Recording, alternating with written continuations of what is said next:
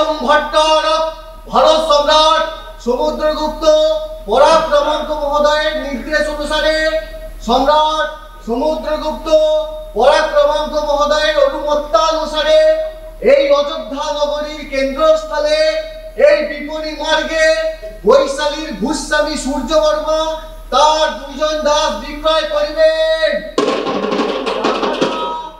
এই দাস ক্রয় করিতে ইচ্ছা প্রকাশ করেন, তাহারা অবিলম্বে উপস্থিত হন। সাত সকালে এরকম ঢাক পিটতে লেগেছে কেন? লোকে কি ঘুমোতে পারবে না? বাড়ির সামনে আমি লঙ্কা দহন শুরু করেছে। সাত সকাল মানে মেলা প্রথম পর্ব উত্তীর্ণ হয়ে গেছে। আমি সন্ধ্যার সময় শয্যা ছেড়ে উঠি, সারাদিন ঘুমাই। এখানে সব চলবে না, চলে যাও, নইলে নগর কোটালকে সংবাদ দেব। নারী, তুমি কে আমি জানি না, তবে আমি নগর কোটাল শিশুমার, আর আমার যা কর্তব্য আমি তা করব। ও আপনি কোটাল? তা রাজপথের উপর ওরকম ছোট শিশুদের মতো ঢাক ধরিয়ে খেলছেন কেন? কাজে যান না? স্তব্ধ! আরেকটি বাক্য উচ্চারণ করলে তোমাকে আমি কারাগারে নিক্ষেপ করব। কে তুমি? কে আমি জানেন না? অযোধ্যা নগরের নৃত্যগীত পটিয়াসী মহাশ্বেতার নাম জানেন না? এ কথা লোকের সামনে কইবেন না, সকলে হাসবে। ও, তুমি সেই গণিকা মহাশ্বেতা? গণিকা? শিশুমার, তুমি একজন রাষ্ট্রের সামান্য ভৃত্য। তোমার যারা প্রভু সেই রাষ্ট্রনায়করা নর্তকী মহাশ্বেতার পদতলে লুকিয়ে আপনি বিকুলি করেন সামান্য একটু কৃপা দৃষ্টির লোভে। তাই সাবধান! তোমার এই রক্তচক্ষু অন্য কাউকে দেখিও গণিকা। এটা হচ্ছে সম্রাট সমুদ্রগুপ্তের রাজত্বকাল। আর এমনিতেই তোমার গৃহে অতি রাত্রে যে ব্যভিচার এবং লাভ করতে স্রোত বয় এবং যে সুরার প্লাবন দেখা দেয় তা আমার দৃষ্টিগোচর হয়েছে। তাই কয়েকদিন ধরে ভাবছিলাম তোমার এই গণিকালয়টিকে আমি বন্ধ করে দেব। যাই হোক, সামনাসামনি দেখা হয়ে গেল, ভালোই হলো। এবার আর 3 পুরুষ ধরে অগৃহে নৃত্য গীতাদি হচ্ছে। আর্যাবর্তের শ্রেষ্ঠ বীর পুরুষরা অগৃহে পদধূলি দিচ্ছেন আজ প্রায় 100 বর্ষ যাবৎ। তাই হঠাৎ এই অত্যাচারের সেসব ছিল আগেকার আমল। এখন হচ্ছে সম্রাট সমুদ্রগুপ্তের রাজত্বকাল, আর অযোধ্যা এখন তার রাজধানী। তাই এখানে কোনো রকম বেলেল্লাপন আমি সহ্য করবো না। ব্যস্ত ছিলেন পাটলিপুত্রে, তার হঠাৎ আবার অযোধ্যায় এসে আমাদের কপালে আগুন দিতেলেন কেন? সেসব দিগ্বিজয় সম্রাট জানেন। আর অযোধ্যা এখন তার রাজধানী। এখান থেকে সমস্ত রকমের বেশ্যা, গণিকা, নর্তকী এদের আমি উচ্ছেদ করবো। তবেই আমার নাম শিশুমার পল্লব। ওহো, পরম ভট্টারক সম্রাটের আদেশ। কি বিপদ! ও কোটাল মশাই, কথাটা শুনুন না, ওই ঢাকের বাদ দিতেও বন্ধ করুন। তোমার সাথে আর কোনো কথা নয়। আজ সায়নে তোমায় বন্দি করতে যাবে প্রতিহারীরা। সরো! বাহ, নর্তকী উচ্ছেদ করবেন তো সেনাকুঞ্জের মালবিকাকে তো কিছু বলছেন না? আমার উপরে যত হম্বিতম্বি। মালবিকা সম্রাটের নামাঙ্কিত অনুমতিপত্র নিয়েছে, তুমি নাওনি। ও, অনুমতিপত্র নিলেই বুঝি গণিকা পবিত্র হয়ে যায়? পবিত্র হয় কিনা আমি কি করে বলবো? সেটা বলবে রাজগুরু ঋষি বিরূপাক্ষ। তবে আমি এইটুকুন জানি, অনুমতিপত্র নিলে গণিকারা ব্যবসা করতে পারে, যেটা তুমি নাওনি। কোটাল মশাই, দয়া করুন, 3 পুরুষের ব্যবসা ছেড়ে দিলেন, কৃতদাসী হয়ে পেট চালাতে হবে। দয়া করুন, আমাকেও একটা অনুমতিপত্র দিয়ে দিন না দাদা।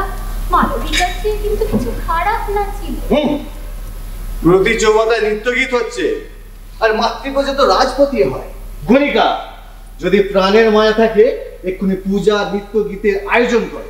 একটু পরেই এখানে বৈশালীর ভূস্বামী সূর্যবর্মা দাস বিক্রয় করতে আসবেন, এবং সেই উপলক্ষে সুর, নর, গান্ধর্ব এবং রাক্ষস বিজয়ী সেনাপতি হয়গ্রীব আসছেন, এবং তার সাথে আসছেন মন্ত্রী বসুবন্ত। নৃত্য গীতে তাদের খুশি করে মহাশ্বেতা, না হলে কারারুদ্ধ হবে। বুঝেছি, আমার নাচ দেখিয়ে আপনি তাদের কৃপা লাভ করতে চান? ব্যাপারটা দ্বিবিধ। মানে তোমার নৃত্যে যদি ওনারা খুশি হন, তাহলে আমি যেমন আমার উচ্চ পদ লাভ করতে পারি, তেমনি তোমার ব্যবসাও চালিয়ে যেতে পারবে। মানে তুমি আমারটা দেখবে, আমি তোমারটা দেখবো, কি বলো? এছাড়া পথই বাকি রতি, কুরুঙ্গিকা, রদনিকা, মাতৃপূজার নৃত্য হবে রে, আয়োজন কর। তিষ্ঠ, 2 সুবর্ণ মুদ্রাও লাগবে। ঘুষ? আহা, শূদ্র এবং চন্ডালের আবার ঘুষ, ওসব কুৎসিত কথা কি প্রয়োজন? আমরা বলি উৎকোচ, দাও 2 দিনার। 2 দিনার? এত দিতে হবে? আরে অনুমতি পত্র কি গাছে ফলে? অনেক কাঠখড় পোড়াতে হয় বাবা। ছাড় ছাড়, খবর ছাড়, খবর ছাড়। বাবারে বাবা, দেশটা একবারে উচ্ছন্নে গেল। প্রতি পদে ঘুষ। ঘুষ ছাড়া কেউ কোনোদিন কোনো কাজ করে না। মগধ সাম্রাজ্যের সর্বনাশ আসন্ন। তাড়াতাড়ি তাড়াতাড়ি তাড়াতাড়ি, সেনাপতি হাইগ্রিভ আসছে। পিছনে তার ত্রিশূলঙ্কিত পতাকা দেখা যাচ্ছে। তার পিছনে ত্রিশূলঙ্কিত পতাকা এবং তার পিছনে মন্ত্রী বসুবন্ধের রথ। এবং শোনা যাচ্ছে লোকের ভয়ের তো কোলাহল।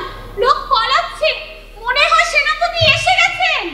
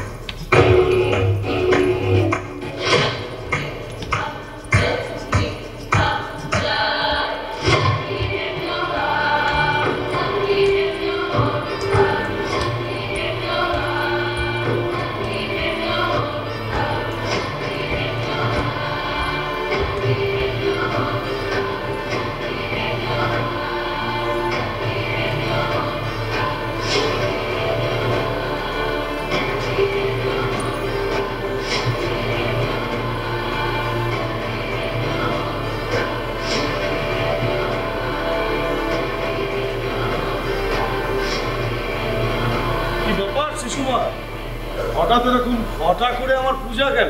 আর্য, মলক্করাজ উগ্রসেন এবং দেবরাষ্ট্ররাজ কুবেরকে পরাজিত করে আপনি অযোধ্যায় প্রত্যাবর্তন করেছেন। আপনার পাদবন্দনা করে আমরা ধন্য হলাম। যুদ্ধ তো সারা জীবন করছি, কিন্তু এরকম অভিবাদন তো কপালে জোটেনি। ও, তোমার উদ্দেশ্য বুঝেছি বুঝেছি। নারী, তোমার নাম কি? দাসীর নাম মহাশ্বেতা আর্য। শিশুমা, এই নারী আমার চিত্ত জয় করেছে। একে আমার গৃহে প্রেরণ করার বন্দোবস্ত করে। আর্য, কি খুশি তো। আর কত নারী আপনার চিত্ত জয় করবে সেনাপতি? গত 20 দিনে এই অযোধ্যায় 20 জন নারী আপনার হৃদয়েশ্বরী হলো। সঠিক হৃদয় আপনার এত ঠাঁই কোথায় এই বুকে? ঠাঁই থাকে মহামন্ত্রী। কেননা কোনো নারী এ বুকে বাসা বাঁধতে পারে না। অবারিত দ্বার এ বুকের যাওয়ারও এবং আশা। নারী দেহকে শুধুমাত্র এক রাতের ভোগের বস্তু ভাবেন, তাই তো? তাছাড়া কি প্রত্যেক দিন নূতন নূতন নারীর জীবনী শক্তি নিংড়ে নিয়ে পরদিন প্রাতে শুষ্ক দেহ ঝুমুরে ফেলে দিয়ে আসতে থাকে। বণিকালয়ে যুক্ত হয় আরেকটি শিশুমা। আর্য, বৈশালীর ভূস্বামী সূর্যবর্মা নাকি দাস বিক্রয় করবেন? হ্যাঁ, তার আসার সময় হয়ে গেছে আর্য। আমার একটু দাসের প্রয়োজন বলে আসে। দাস না দাসে? দাস দাস। আমার সারথি ছিল যে তার গর্ভদাসটি। গতকাল সন্ধ্যায় তাকে কি বলে হত্যা করতে বাধ্য হয়েছি। দাসেদের জীবন নাশের অধিকার আমাদের নেই। অধিকার লেখা থাকে কীট দষ্টপতিতে মহামন্ত্রী।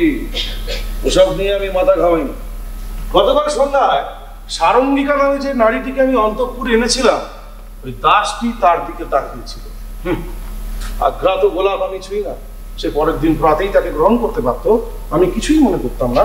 কিন্তু আমি স্পর্শ করবার পূর্বে সন্ধ্যেবেলায় আমার দাস তার দিকে তাকাবে, শূদ্রের এহেন আচরণ আমি সহ্য করি। শিশুমা, বৈশালীর গোস্বামী সূর্যবর্মা যদি আসতে দেরি হয়, তাহলে আমাকে ফিরে যেতে হবে, আমার কাজ আছে। হ্যাঁ, কাজ মানে তো নাট্যশালায় গিয়ে নর্তকীদের দিকে তাকিয়ে থাকা আর ভোগের জন্য বেঁচে না। যা বলেছেন মহামন্ত্রী। একাধিক্রমে 11 বছর যুদ্ধ করার পর সবেমাত্র রাজধানীতে ফিরেছি। মহারাজের আদেশ, বর্ষা শেষেই পুনরায় যুদ্ধ যাত্রা করতে হবে। একটু আনন্দ করতে দিন না। আপনারা যারা যুদ্ধের ত্রিসীমানায় যান না, রাজধানীতে বসে বসে আদেশ জারি করেন, আপনারা এসব আনন্দের স্বরূপ বুঝবেন। সেনাপতি, যৌবনে আমিও যুদ্ধ করেছি। রাজধানীতে বহু কাজ থাকে, যা তুমি বুঝবে না হয়ে উঠলে। কাজ কাজ কাজ মানে তো ছলে বলে কৌশলে একটা যুদ্ধ বাঁধাবার ষড়যন্ত্র, যাতে আমরা সৈনিকরা সমস্ত ভারতবর্ষের ধন সম্পদ লুণ্ঠন করে আপনাদের হাতে তুলে দিতে। কাজ দেখিও না মহামন্ত্রী, আপনাদের কাজ হলো আমাদের প্রাণ নিয়ে জুয়া। অনুরাধা, তোমার নৃত্যে আমি দাসী না মহাশ্বেতার? আহা, ভুল হয়ে যায় মহাশ্বেতা। তোমার নৃত্যে আমি বড় খুশি হয়েছি, এই অপুরস্কার। তুমি পান খাও? না আর্য, আমার কাছে তাম্রলিপ্ত নগরীর পান আছে, খাবে? কষ্টে মদন রং ঘষে ঠোঁট লাল করেছে, উঠে যাবে। দেখছেন মহামন্ত্রী, এর নাম হচ্ছে নারী। ওর রূপটাও ওর নিজের নয়, একে বসে। নারী, এই চুলটা কি তোমার নাকি পরচুলো করেছো? হ্যাঁ, এই দাঁতটা, ছেড়ে দিন, নাকটা, ছেড়ে দিন। ঠোঁটটা, চলে যাও এখান থেকে। সন্ধ্যেবেলা এসো। মহামন্ত্রী নারী নামে কিছু নেই, চুরি খোলস, অন্তঃশ্বাস শূন্য পুত্তলিকা ভেঙে দেখো, ঘর মাটি কাটল। সূর্যবাবু আগত আর্য। সম্রাট সমুদ্রগুপ্তের জয় হোক। প্রণাম হয় সেনাপতি, প্রণাম হয় মহামন্ত্রী। আমার আসতে কিঞ্চিত বিলম্ব হলো, তার জন্য আমি ক্ষমা প্রার্থী। নগর কোটাল, দাস ও দাসীকে বিক্রয়ার্থে উপস্থিত করো। ওহো, পরম ভট্টারক ভারত সম্রাট সমুদ্রগুপ্ত পরাক্রমঙ্ক মহোদয়ের অনুমতিক্রমে প্রথমে দাসী মধুকরিকা বিক্রয়ার্থে উপস্থিত।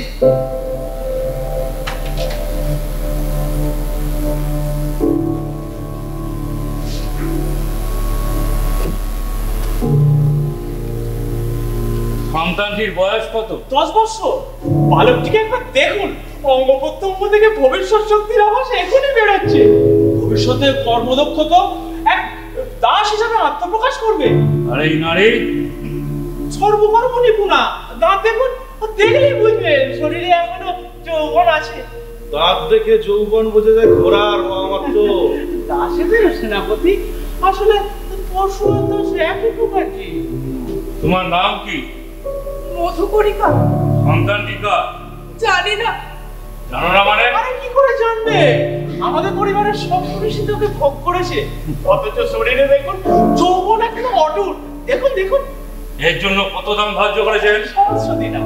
এত দাম বেশি চাইছি না, দুটো তো একসঙ্গে পেয়ে যাচ্ছেন। এমন দাম কি কেউ ছাড়ে? মায়ের সঙ্গে বাচ্চা। সহসরি না, আজকাল তো দাসের দাম একটা কুকুরের চেয়ে কম। যত যুদ্ধ হচ্ছে বিদেশি দাসের বাজার পড়ে কত দাম পড়ছে। বাজারের দাস নয় মহামন্ত্রী, এরা বিশেষ কর্মদক্ষ।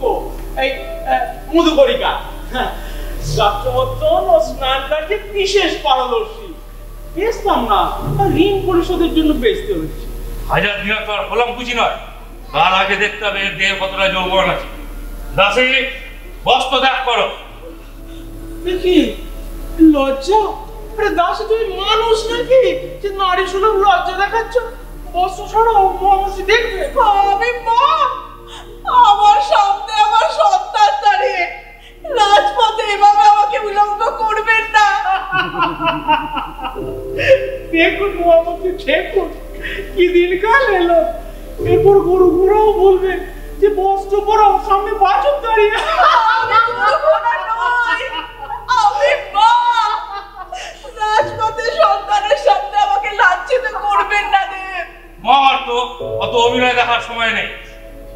টাকা আমার কাছে আছে, বিবস্ত অবস্থায় দেখান তবেই আমি কিনবো। দাসী, তুমি এখনই বস্ত্র সরাও, নইলে চাবুক দিয়ে তোমার চামড়া উঠিয়ে নেব।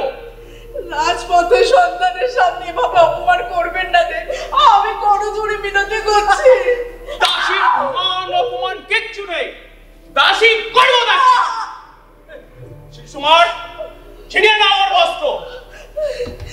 রক্ষা করো, রক্ষা করো। তুমি সৈনিক, মাতৃজাতির সম্মান তুমি রক্ষা করবে না সেনাপতি? মাতৃজাতির সম্মান? কথিত আছে আমি অজনী সম্মত, বৃক্ষের কোটরে আমার জন্ম। আমার কোনো মাতা নেই, কোনো মাতার সহায়তা বিনা এ যোদ্ধার শ্রেষ্ঠ হয়গ্রীবের জন্ম। মাতৃজাতির অস্তিত্ব আমি স্বীকার করি। অবলা নারীকে ওরা বিবস্ত্র করবে আর তুমি বসে বসে দেখবে। এ লজ্জা অর্থহীন, কারণ কামনার দৃষ্টি নিয়ে আমি তোমার দেহ দেখতে চাইছি না। দাসী, এত স্পর্ধা কিসে? তোমার দেহের প্রতি আমার কোনো লোভ নেই। আমি দেখতে চাইছি তুমি কত বছর কাজ করতে পারবে। টাকা পয়সার ব্যাপার, বাধা দিও না। তোমরা নরম মাংস লোলুপ রাক্ষস, এদেশ থেকে ধর্মকে নাশ করতে এসছো। ভগবান, ভগবান বুদ্ধ, তোমার চরণে আশ্রয় দাও ভিক্ষু। মা, ওমা, ওরা সবাই কি করছে? মন্দ না, অন্তত 10 বছর কঠোর পরিশ্রম করতে পারবে বলে মনে হয়। এনে আপনার সহস্রীরা সঙ্গে পালকটিকেও পেয়ে গেলেন। মা, ওরা তোমায় কি করছিল মা? কতজন মিলে মারছিল? ও কিছু নয় বাবা, ও কিছু নয়।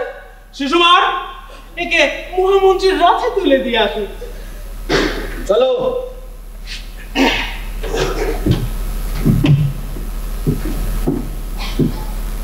ওহো, পরম ভট্টারক ভারত সম্রাট সমুদ্রগুপ্ত পরাক্রমঙ্ক মহোদয়ের অনুমত ক্রমে এবার দাস বহির বিক্রয়ার্থে উপস্থিত।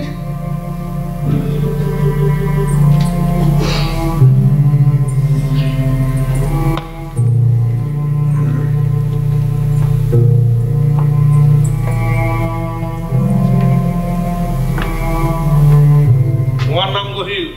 হ্যাঁ। শূদ্র না অনার্য?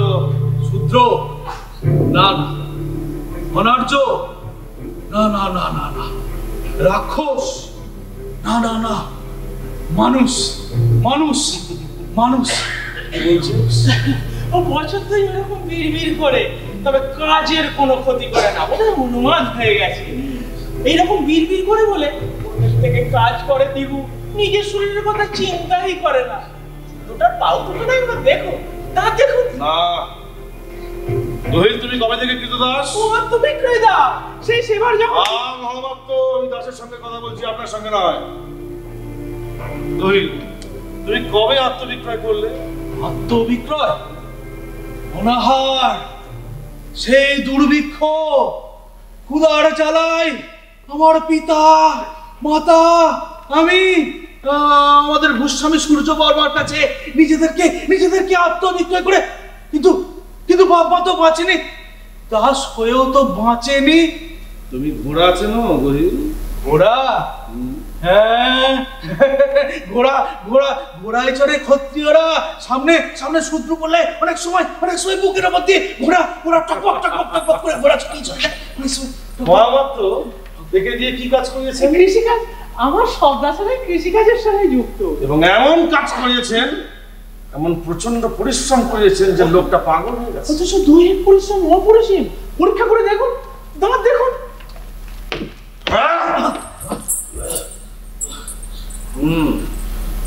চলবে, আমার মুষ্টির আঘাতও যেগুলি পড়ে যায়নি, চলবে। কত দাম? 500 দিনা। উহ, মহামাত্র কি অবস্থায় না খেলেছে, বাজারে দ্বিগুণ দাম। আরে একটু লাভের ব্যবসাতেই তো ব্যবসা ফাঁদা, তাহলে ব্যবসা করবো কেন? নিন আপনার 700 দিন। গহিল, আজ থেকে তুমি সেনাপতি হয়গ্রীবের দাস। সেনাপতি হয়গ্রীব? চলো, তুমি কিরকম দৌড়তে পারো দেখবো। তোমাকে রথের সামনে বেঁধে ছোটাও। এসো। আচ্ছা। দাঁড়ান আর্য।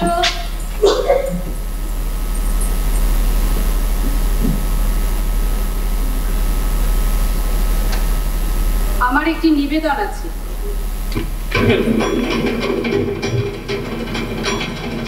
আমার নাম ইন্দ্রাণী, আমি বিজ্ঞানাচার্য বলহানের শিষ্যা। সে তো বৌদ্ধ নাস্তিক।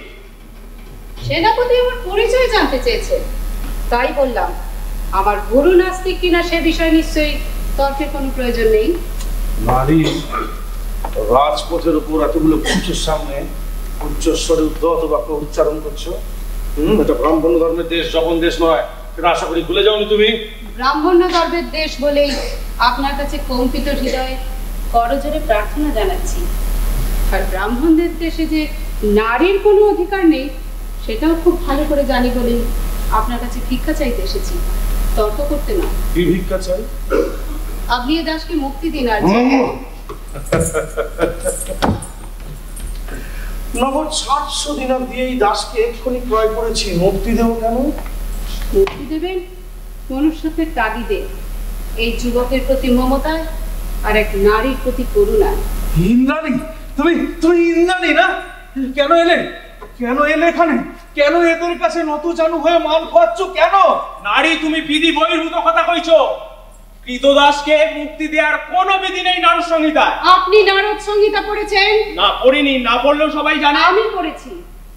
আর নারদ সংহিতার ৫ম অধ্যায়ে ৭বিংশতি সূত্রে লেখা আছে, প্রমাণ চাই? এই দেখুন, এই দেখুন, এখানে স্পষ্ট লেখা রয়েছে, 2টি গাভীর মূল্যের বিনিময়ে আত্মবিক্রয়ী দাসকে মুক্ত করা যাবে। সেনাপতি, আমি আমার জীবনের সমস্ত সঞ্চিত অর্থ নিয়ে এসেছি, 2টি গাভীর মূল্য, কিন্তু এর টাকার বিনিময়ে আমি আপনাকে কাজ করতে বলছি না। আপনি এক গহিলকে মুক্তি দেবেন মনুষ্যত্বের তাগিদে, মানুষকে ভালোবেসে। কিন্তু আশ্চর্য নয়, ভালোবেসে 700 দিনার জলে ফেলে দেবো? আপনার কি মনে হয় একটা মানুষের মূল্য 700 দিনার? আপনার কি মনে হয় আপনার মূল্য 700 দিনার? টাকার বিনিময়ে মানুষের পরিমাপ করবেন কি করে সেনাপতি? এইসব বৌদ্ধ বোচা রাষ্ট্রদ্রোহিতা। সুষমার দাঁড়াও দাঁড়াও, নারী আমার কৌতূহল জাগ্রত করছে। আচ্ছা ইন্দ্রাণ, আমার এই গহিলের সঙ্গে সম্পর্ক কি? ওকে আমি ভালোবাসি। হ্যাঁ? ভালোবাসা? সেটা কি? যখন ওর দেহে পড়া প্রতিটা চাবুকের আঘাত আমার দেহে এসে পড়ে, তাকেই বলে ভালোবাসা। গহিল আমার বাল্য সঙ্গী। ওসব ভালোবাসা টালোবাসা বঙ্গ নাট্যশালা, শকুন্তলা দুষ্মন্ত, বাস্তব জগতে সব কিছু নেই। সেসব আপনার জগতে নেই সেনাপতি, তাই আপনি এত হতভাগ্য। হতে পারি, হতে পারি। ঠিক আছে, ঠিক আছে, গহিলকে আমি মুক্তি দিই। কি করছেন কি? এক নিরপরাধ নারীর, নির্বোধ নারীর নির্বোধ? নির্বোধ? হ্যাঁ, আমার তো দেখলাম, এই নির্বোধ রানীর বাক্য মানে আপনারা কিরকম বেবকুফ বলে গেলেন দেখলাম। গহিল, আজ থেকে তুমি মুক্ত। অসুদা, কলস পুষ্প নিয়ে এসো। ভাগ্যক্রমে তুমি দাস হয়েছিলে গহিল, আজ থেকে তুমি মুক্ত।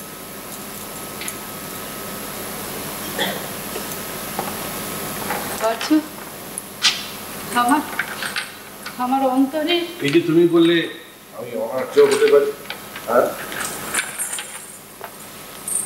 2টি গাভীর মূল্য টাকা। টাকা টাকা? হয়গ্রীবকে টাকা দেখাচ্ছ নারী? টাকা দিয়ে হয়গ্রীব নারীর কাছ থেকে টাকা নেয় না, টাকা দিয়ে নারীকে গ্রীব করে নিয়েছ। গহিল, চলো চলো, আসলে চলো। চলে যাও গহিল, তুমি এখান থেকে চলে যাও। তুমি এখানে আর থেকো না, তুমি চলে যাও। মুক্তির স্বাদ আমি ভুলে গেছি, তাই এই মুক্তির কোনো অর্থ নেই।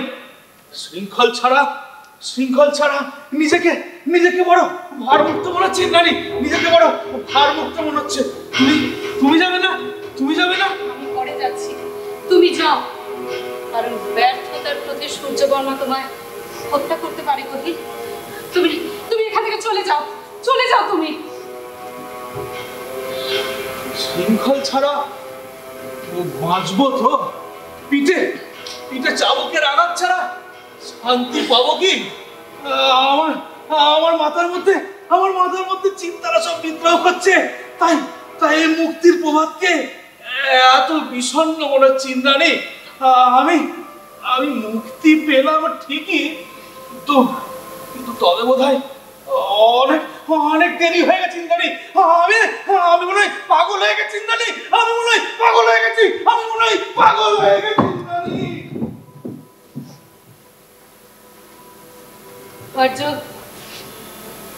আমার প্রণাম নেবেন। কোথায় যাচ্ছ ইন্দ্রাণী? গুরুগৃহে। ওই বৃদ্ধ কলহের শরীরে কি আছে? আমার চেয়ে কি জরাগ্রস্ত কলহনের শরীরে পৌরুষ বেশি?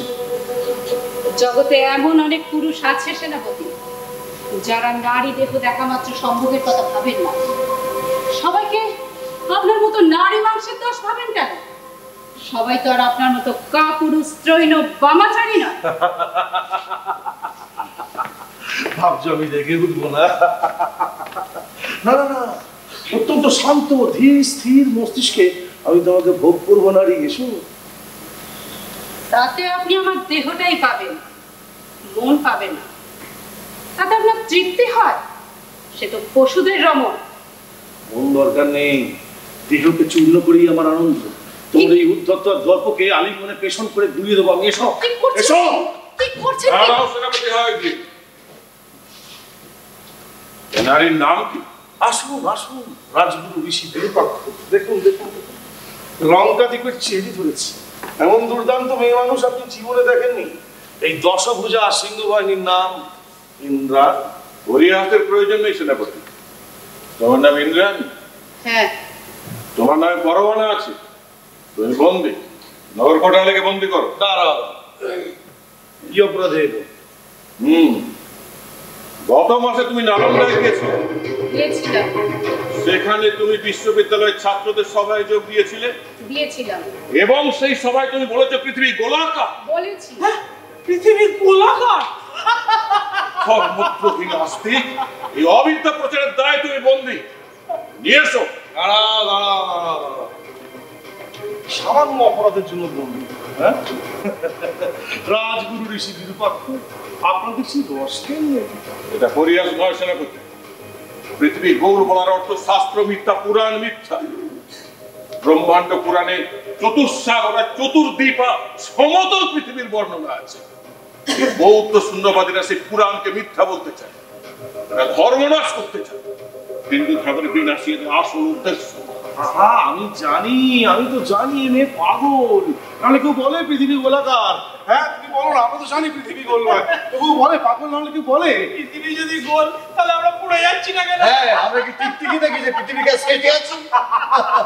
যত সব পাগলামি। আর এই সব পাগলামির মধ্যে রাজগুরু ঋষি বিরূপাক্ষ ধর্মনাশের ষড়যন্ত্র দিচ্ছে। আপনার রসবোধে ভাটা পড়েছে। সেনাপতি, এরা শুধু বলে না, প্রমাণ করে দেয় পৃথিবী গোল। এর জন্য এরা বিপজ্জনক। কারাগারে নিয়ে যেতে দিন। মহামন্ত্রী, আমার সাথে আপনি একটু মাধবী পান করুন, আপনারও রসবোধে ভাটা পড়েছে। বেশ, তাহলে সর্বসমক্ষে বলুক পৃথিবী গোল নয় সমতল। বললেই মুক্তি দেবে, নইলে কারাগারে নিয়ে গিয়ে নির্যাতন করার আদেশ আছে।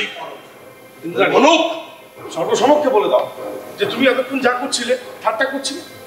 মিথ্যা বলি কি করে? পৃথিবী গোল।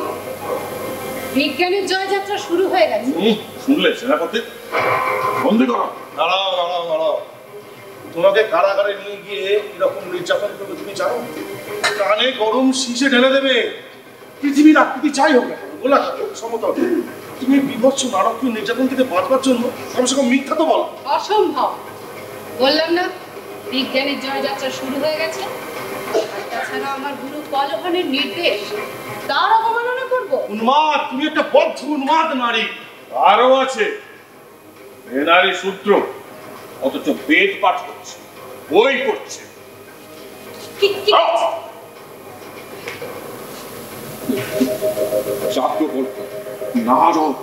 ইন্দ্রাণী, শূদ্রের বেদ পাঠের অধিকার নেই, এর জীব কেটে নিতে হবে।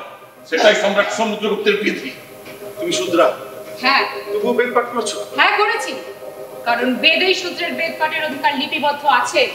ইন্দ্রাণী, ওরা তোমার জীবটা টেনে ছিঁড়ে নেবে।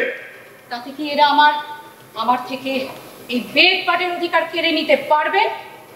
আমি শূদ্র, এবং আমার শূদ্র পিতা মাতার গর্বে আমি এমনই গর্বিত যে এই ব্রাহ্মণ ক্ষত্রিয়দের অত্যাচারে সে গর্ব আমি কিছুতেই ছাড়ব।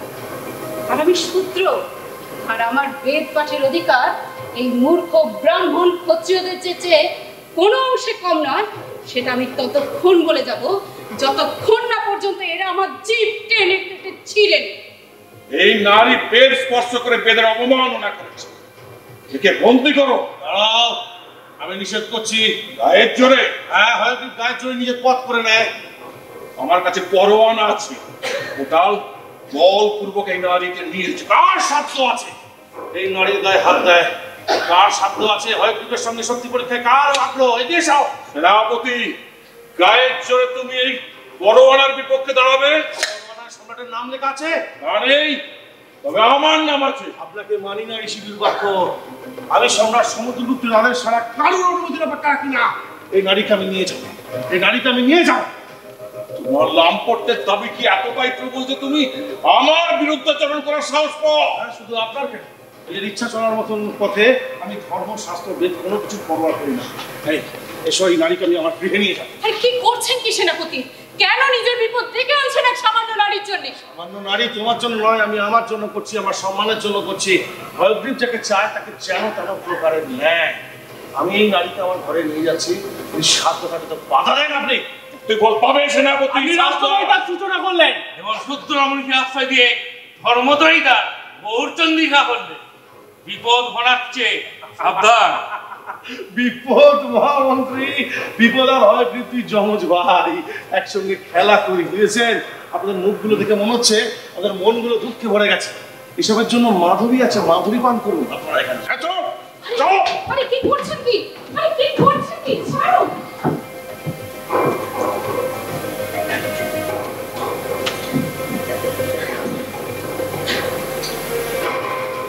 মহামন্ত্রী, পিপীলিকার পাখা তো মরবার জন্যই হচ্ছে। মনে হচ্ছে হয়গ্রীব নামক ওই সৈনিকটি বেদনের ধরাকে সরা জ্ঞান করতে শুরু করেছে। আসুন রাজপ্রাসাদে যায়, সম্রাটের কাছে কথাটা তোলা প্রয়োজন। শূদ্র বেদ পাঠ করছে, আর সম্রাটের সাম্রাজ্য যারা এইভাবে ধসিয়ে দিচ্ছে তারা এই সম্রাটের প্রিয় পাত্র সেনাপতি আশ্রিত। এই কথাটা সম্রাটকে এক্ষুনি জানানো দরকার।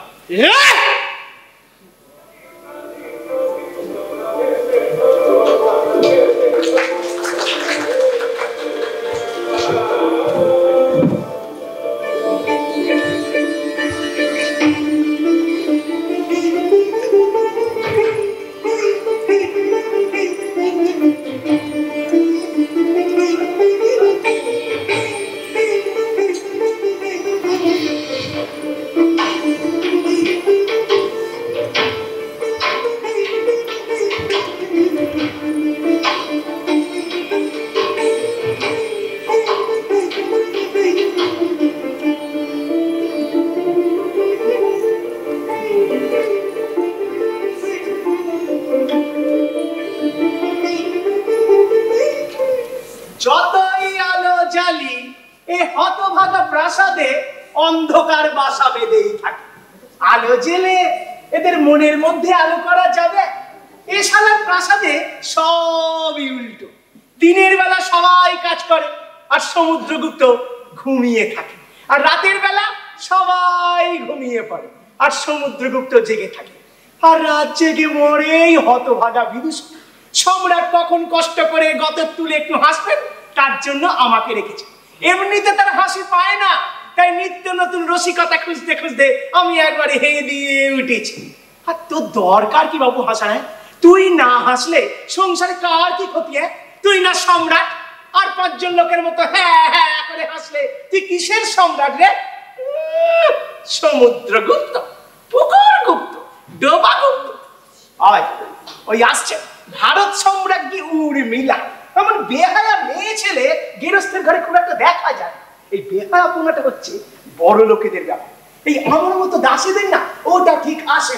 এ প্রাসাদে যত বউ, এই সম্রাটের বউ, অমাত্যের বউ, মন্ত্রীর বউ, সচিবের বউ সব সময় স্বামী ছেড়ে পরপুরুষকে খুঁজে বেড়াচ্ছে। আবার মাঝে মাঝে তারা করে, ওরে বাবরে সে কি দৃশ্য!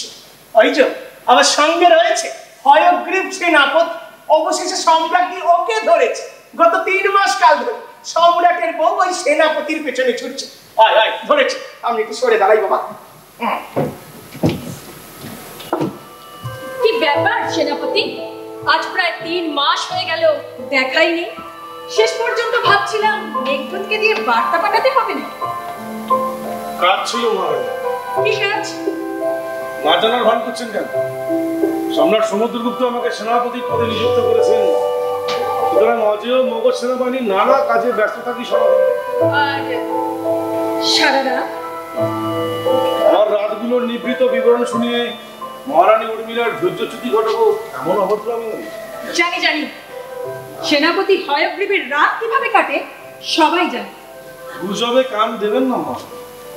হেসো না, ভারত সম্রাজ্ঞীর ক্রোধ কাকে বলে তুমি এখনো টের পাওনি।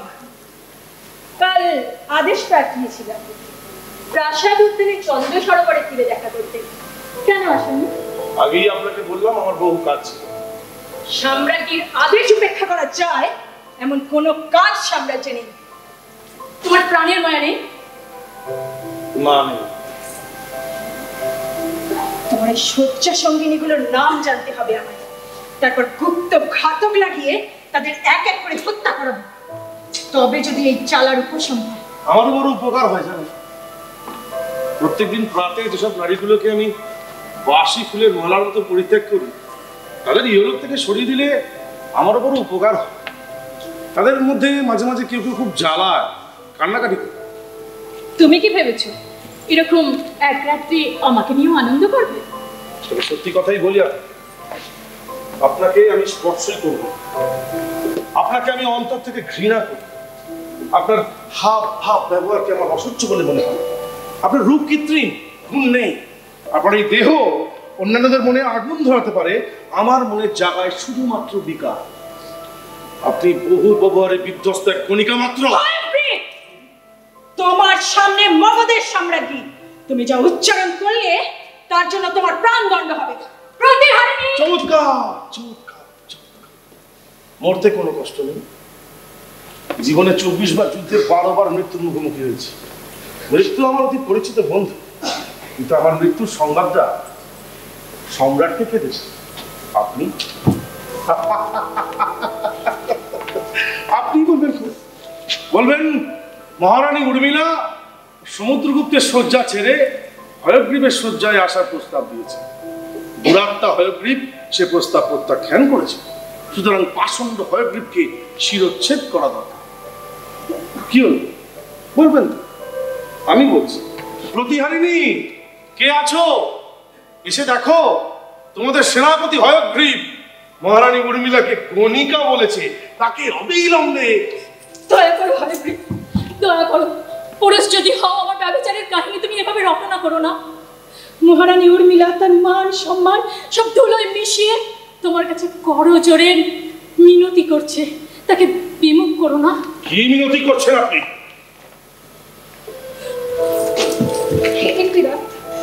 একটি রাতের সুখ আমাকে দাও, তারপর আর সব ভগবানা নারীর মতো রানীকে ছুড়ে ফেলে দিও তোমার জীবন থেকে। কিন্তু একটি রাত আমার সত্যি সত্যি দাও হয়গ্রীব।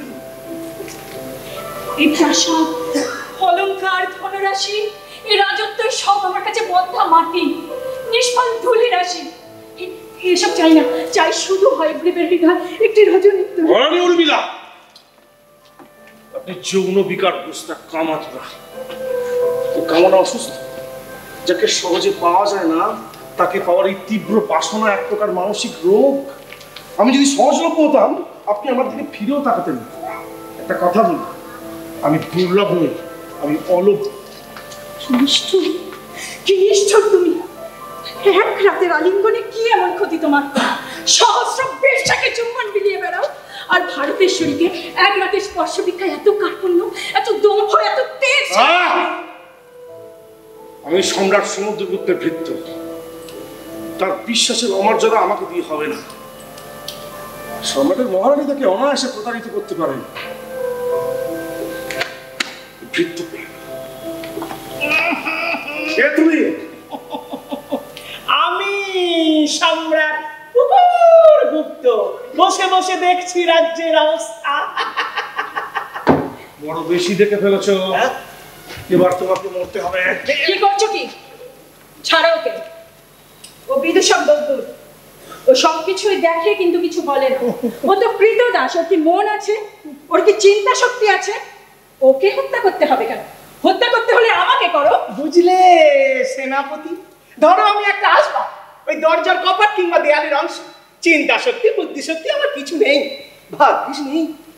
নইলে তোমাদের দুজনের কাণ্ড কারখানা দেখে পুকুরগুপ্তের বুক একবার ধরতে দাসকে আমার বিশ্বাস হয় না। কৃতদাসের মুখে এত কথা বলা শোভা হয় না। একটা কৃতদাসকে বিদূষক বানিয়ে তাকে যা খুশি বলার অধিকার দেওয়ায় বিপদ আছে। চলি আমি, জানি কারণ বলি আপনি রেগে যাবেন, তবুও বলি চলি, কারণ আছে। যাচ্ছে জন্য এসব সহচরীদের কাছে আমার মান সম্মান ধুলে মিশিয়ে দিয়ে যাচ্ছে ওর গণিকাদের কাছে। গণিকাদের কাছে কেন যাচ্ছে? এখানে থাকলেই তো পারতো, এখানেই তো পাচ্ছিল। পরিহাস ভালো লাগছে না। পরিহাস? পরিহাস মানে না রে, সম্রাট কুকুরগুপ্ত বানিয়ে দিচ্ছেন, বেশি ইয়ে করো না। এই সব শালার সব কারবার আমার জানা আছে। হ্যাঁ, আজ রাতে ওর শয্যা সঙ্গিনীকে সংবাদ নিয়েছো? গুপ্তচর মারফত আমি সব সংবাদ নিয়েছি। কে সেই গণিকা? গণিকা? সে গণিকা নয়। সে গণিকা কেন হবে? সে কি সম্রাটের বউ? দূর বলছি, পরিহাস ভালো লাগছে না। বল কি নাম সেই নারী? সে এক বিদুষী। তার নাম? সে এক শূদ্র কন্যা। হৃৎপিণ্ড আমি উপড়ে নিয়ে আসবো। বল কি নাম তার? সে আচার্য কলহনের শিষ্যা। নাম জিজ্ঞাসা করেছি দদ্দুর। সে যুবতী এবং তোমার থেকেও সুন্দরী। জিজ্ঞাসা করছি, তার উত্তর দিচ্ছিস না কেন? বেশা পুত্র আহিত, বল কি নাম সেই নারীর? এই রে, নামটাই তো জিজ্ঞেস করা হয়নি। নরাধন। নরগ্রহণে জ্বলে মরছি আর তুই উপহাস করছিস। ওরে বাবা রে, মেরে ফেললে রে, মেরে ফেললে। সম্রাট কুকুরগুপ্তকে মেরে ফেললে। একটা মেয়ে ছেলের হাতে সম্রাট কুকুরগুপ্ত নিহত হচ্ছে। সমস্ত নাকে তেল দিয়ে ঘুমোচ্ছে। মহারানীর সমীপে সামান্য উপঢৌকন উপস্থিত করার অনুমতি ভিক্ষা করি। এখানে আসার আসল মতলবটা কি বলো দেখি মন্ত্রী? কেমন আছো বিদূষক? এখানে কি দেখছো? ও, তুমি বুঝি এখানে? তা তুমি তো বাবু এই চলমান মূর্তিমান এক জিলিপি।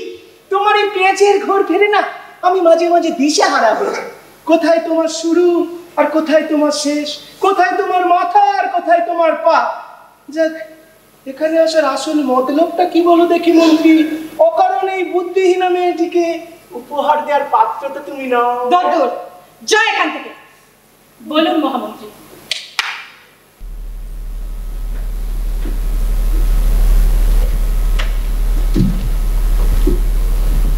এই কৃতদাসীটি পুত্র সহ গ্রহণ করে আমায় কৃতার্থ করুন দেবী। গ্রহণ করলাম মহামন্ত্রী। শিশুমা, ওই দাসী আর এই দাসকে রাজপুরীর চিহ্নে চিহ্নিত করো। ওরা আমার সম্পত্তি। কি নাম তোমার দাসী? আমার নাম মধুপরিকা, আর এই আমার পুত্র বীরব।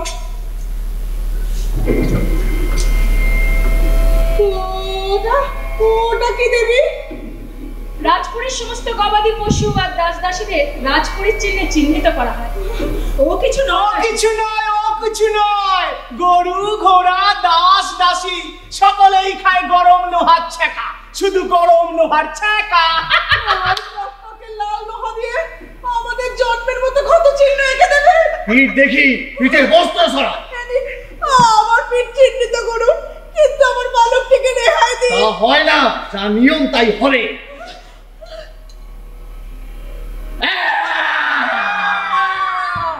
যা নিয়ম তাই হবে। প্রতি দাসকে চিহ্নিত করতে হবে, এটাই হচ্ছে নিয়ম। সম্রাজ্ঞীর প্রিয় বিদূষক দর্দুর, দর্দুর কি ছাড় পেয়েছে? ছাড় পাইনি। এই দেখো দাসী, এই দেখো, পরিত্রাণ পাইনি আমিও। রক্ষা করো মহারানী, তুমি তো মা, তুমি দেবী। আমার বীরকে চিহ্নিত করবেন না দেবী, আপনি তো নারী। নারী? নারী কোথায়? এ তো রানী। রানী কোনোদিন নারী হতে পারে না, তাতে বাধা আছে। আপনার মাতৃত্বের কাছে আমার বীরকে সঁপে দিয়ে গেলাম, আপনি তো মা, রক্ষা করুন। তা হয় না দাসী। হ্যাঁ, তা কি করে হয়? তা কি করে হয়? তা হয় না। আর্যাবর্তের শ্রেষ্ঠ বিদূষক কাহিনীকার উজ্জয়িনীর দর্দুর সিংহ যেখানে ছাড় পায়নি, সেখানে তোমার বীরক কোথাকার কোন বীর হনুমান এলেন রে? আসবাব সব কিছু এদের সম্পত্তি, সব কিছু এদের সম্পত্তি। চিহ্নিত করবেন না, ওকে চিহ্নিত করবেন না।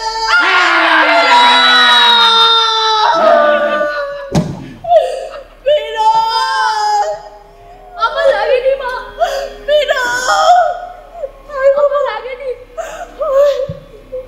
শিশুমা, এদের অন্তত প্রকাশ। আমার লাগেনি মা, তুমি কেঁদো না। চলো।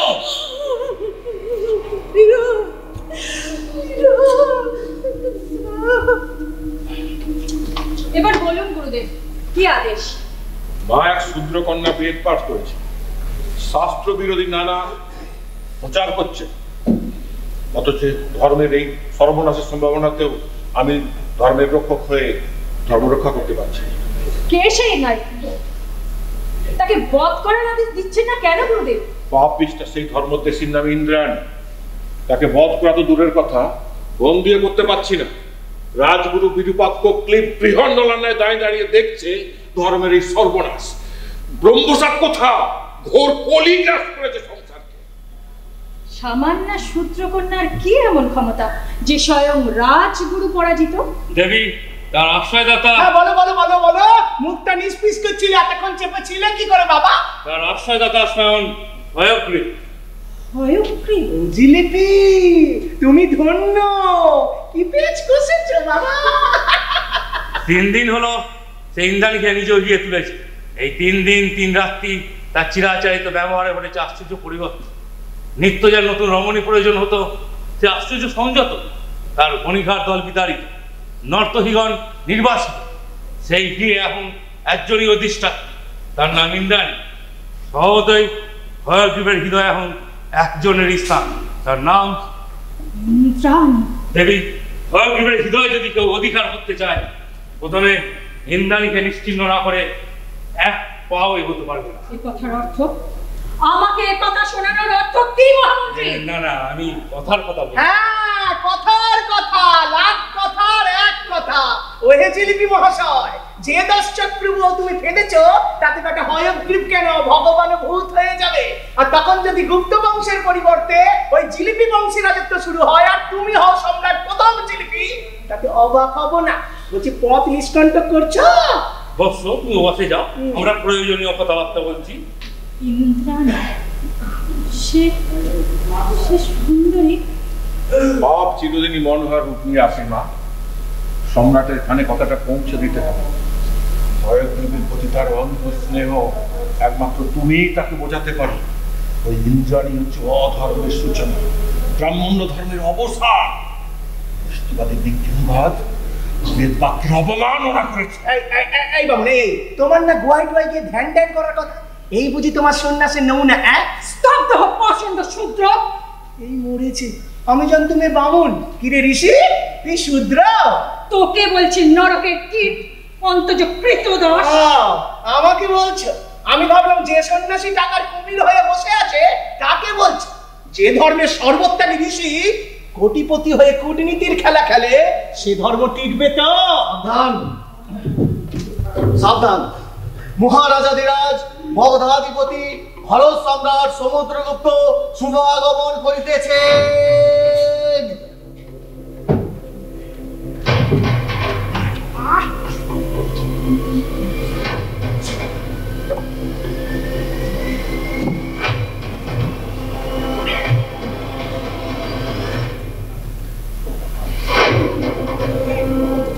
মহামন্ত্রী বসুবন্ধু, আপনি আজকে ভোজসভায় অনুপস্থিত ছিলেন কেন?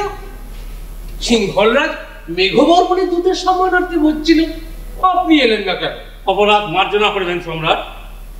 ভোজটা দারুণ হয়েছিল। কুক্ষুট আর গোমাংস দুটোই হয়েছিল অতি উপাদেয়। পাকঘরের দাসীদেরকে পুরস্কৃত কর। কিন্তু মহারানী কেন নিজ আসনে ছিলেন না? তার কারণ? আর্যপুত্র, দাসীর অপরাধ মার্জনা করো। মার্জনা চেয়েও না প্রিয়ে, তোমার মুখে আষাঢ়ের মেঘ দেখলে যে সূর্য না অস্তমিত হয়ে যায়। তাই ভোজসভা চলাকালীন মন্দাক্রান্ত ছন্দে একটা কবিতা আমি লিখেছি, পক্ষ পড়ে শুনুন। আমি দেখেছি, দেখে দেখে বেঁধেছি এ গান। তোমার আলুলায়িত কবরী কুন্তলে গোলাপের স্তবকগুলি প্রভাত হলে হয়ে যায় বিষণ্ণ ম্লান। গোলাপের এরূপ দেখে তোমরা শোকা হবে, কিন্তু আমি দেখেছি ওরা যেন বিদ্রোহী উদ্যত।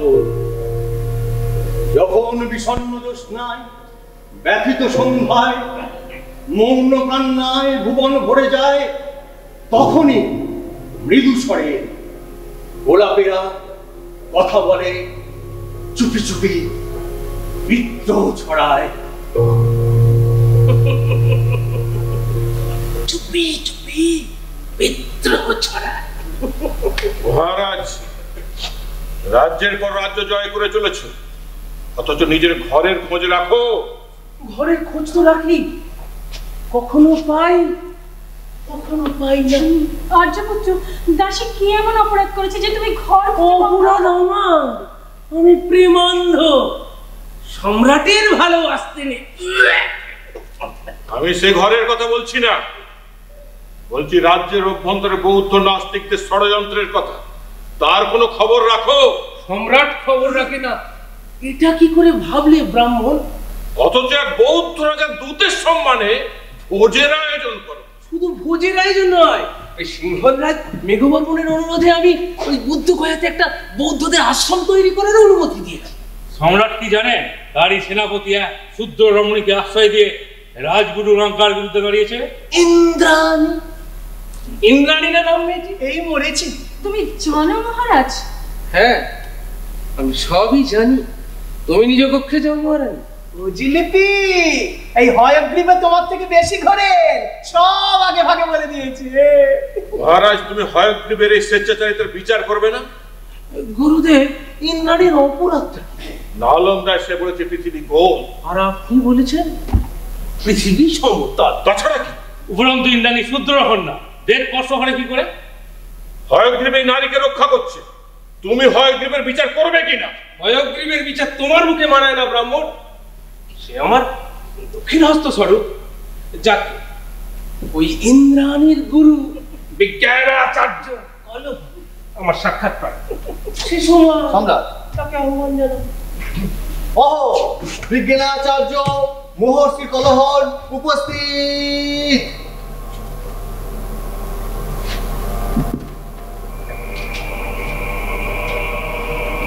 আপনাদের মধ্যে সম্রাটকে আচার্য, আপনি সম্রাটকে চিনতে পারছেন না? কি করে চিনব বৎস? আমি তো আগে তাকে কখনো দেখিনি। কেন, সম্রাটের মুখ থেকে জ্যোতি টতি কিছু বেরোচ্ছে না? সম্রাট মানুষ মাত্র, জ্যোতি বেরোবে কেন? সম্রাটকে মানুষ মাত্র ভাবাই অপরাধ আচার্য। তবে কি তিনি? তিনি প্রত্যক্ষ ঈশ্বর স্বরূপ, ভগবানের মূর্ত রূপ। মূর্খ ব্রাহ্মণ, এ কথা বললে তোমাদের ঈশ্বরের অপমান হয় না? মানুষকে ঈশ্বর বললে ঈশ্বরকে টেনে মানুষের পর্যায়ে নামিয়ে আনা হয় না? আচার্য কোন হন? আমি চন্দ্রগুপ্তের পুত্র সমুদ্রগুপ্ত। আপনার কোনো প্রার্থনা আছে? আছে। আমার শিষ্য, আমার কন্যা সমা ইন্দ্রাণীকে ফিরিয়ে দিন সম্রাট। কিন্তু সে যে বলে বেড়াচ্ছে পৃথিবী গোল। বুঝুন, এত বড় অপরাধটা কোনো ক্ষমা করা যায়? বলবে পৃথিবী গোল আর তাকে ছেড়ে দিতে বলবে। কোন দিন বলে বসবে আমাদের সমুদ্রগুপ্তের মাথাটা চতুষ্কোণ? তখন ইন্দ্রাণী আমার শিষ্যা, সে যা বলছে তা আমার কথারই প্রকাশ মাত্র। প্রয়োজনে আমাকে বন্দী করুন। এ কি বলছেন আচার্য? আমাকে এতটাই কি আমি খারাপ ভাবেন? আপনি হলেন আর্যাবর্তের শ্রেষ্ঠ বিজ্ঞানী। আমার ইন্দ্রাণীকে ফিরিয়ে দিন সম্রাট, আমার ইন্দ্রাণীকে মুক্তি দিন। নিশ্চয়ই। তার আগে আপনাকে প্রমাণ করতে হবে পৃথিবী সমতল নয়, গোল বলেছি। সে কথা প্রমাণ দেওয়ার জন্য আমি প্রস্তুত হয়ে এসেছি, কিন্তু সে কথা বোঝার মতো বিদ্যা বা বুদ্ধি এখানে কারোর আছে? সাবধান গরিবরাজ, আপনার সামনে সম্রাট স্বয়ং। উনি সম্রাট হতে পারেন, উনি বিদ্বান কি, উনি পণ্ডিত কি, এ কথা এখানে বুঝতে পারতেন যিনি একমাত্র মহামহোপাধ্যায় বসুবন্ধু। কিন্তু তার আর বোঝার ইচ্ছা আছে কি? শ্রবণ, ক্ষমতা থাকলে আপনার উদ্ভট অবাস্তব তত্ত্ব প্রমাণ করুন, নইলে স্বীকার করুন আপনি মিথ্যাবাদী নাস্তিক। সম্রাট সমুদ্র উপকূলে দাঁড়িয়ে যখন দূরাগত কোনো জাহাজকে দেখেন, তখন জাহাজের কোন অংশ প্রথম দেখেন? দেখি ওই জাহাজের মস্তক। ঠিক, পৃথিবী সমতল হলে এমনটা দেখতেন না সম্রাট। পৃথিবী সমতল হলে সমগ্র জাহাজটা এককালে আপনার কাছে উঠে আসতো, কিন্তু পৃথিবী গোল বলেই জাহাজটা গোলকবৃত্তের ওপার থেকে উঠে আসছে বলে মনে হয়। আগে দেখা যায় মাস্তুল, তারপর জাহাজের বাকি অংশ। আচ্ছা সম্রাট, রাত্রিকাল আমরা সূর্যকে দেখতে পাই না কেন? সূর্য অস্ত যান বলে। কেন অস্ত যান? পৃথিবী সমতল হলে সূর্যোদয় হতো না, সূর্যাস্ত হতো না। সায়ন, সায়ন,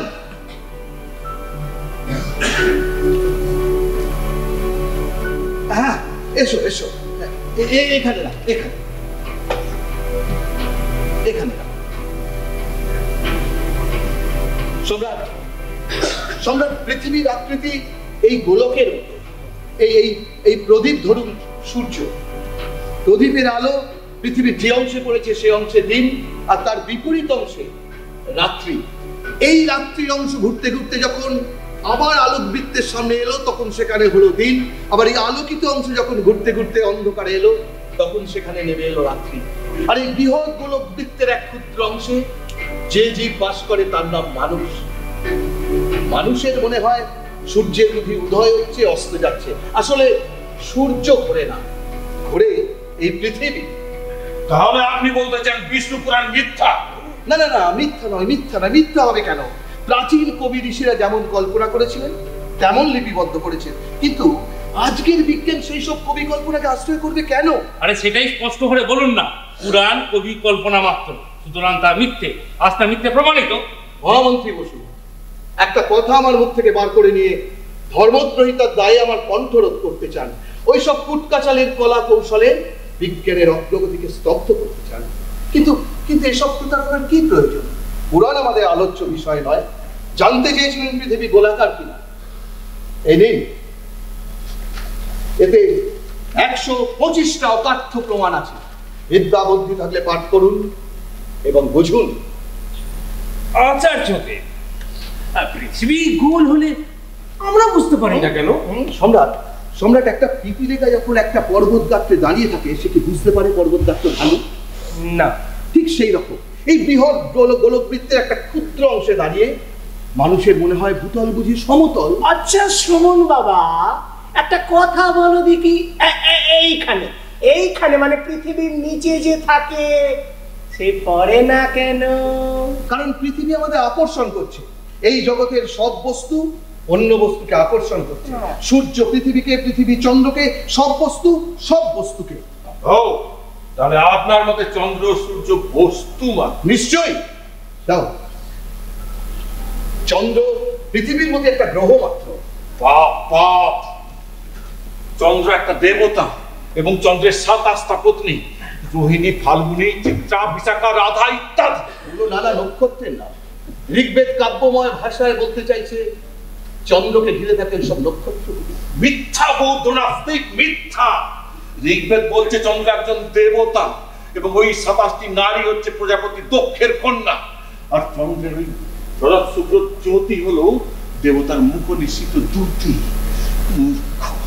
তোমার এত বড় স্পর্ধা, তুমি চন্দ্রকে বলো বস্তু, পৃথিবীর মতো গ্রহ। মহারাজ, মহারাজ এই পাষণ্ড এক্ষুনি যে উচ্চারণ করেছে তার জন্য মৃত্যুদণ্ড বিধি।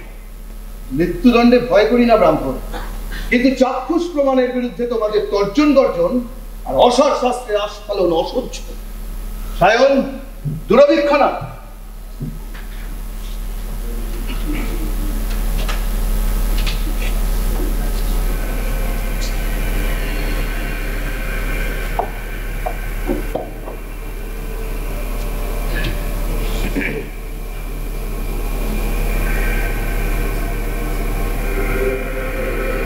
আসুন ঋষি বিরূপাক্ষ, তাকান এই যন্ত্রের মধ্যে দিয়ে চন্দ্রের দিকে। দেবতা না বস্তু স্বচক্ষে দেখুন। ওই ভয়ঙ্কর তান্ত্রিক যন্ত্র আমি স্পর্শ করি। আশ্চর্য, তাহলে দেখবেন কে? স্বচক্ষে দেখার সাহস পর্যন্ত নেই, সত্যকে জানার স্পৃহা নেই, পাছে মিথ্যা কুসংস্কার ঘষে যায়। সম্রাট, সম্রাট, আপনি কি তাকাবেন এই যন্ত্রের মধ্যে দিয়ে চন্দ্রের দিকে? আপনার মধ্যে কি সে সাহস আছে চন্দ্রের প্রকৃতি নিরীক্ষণ করার?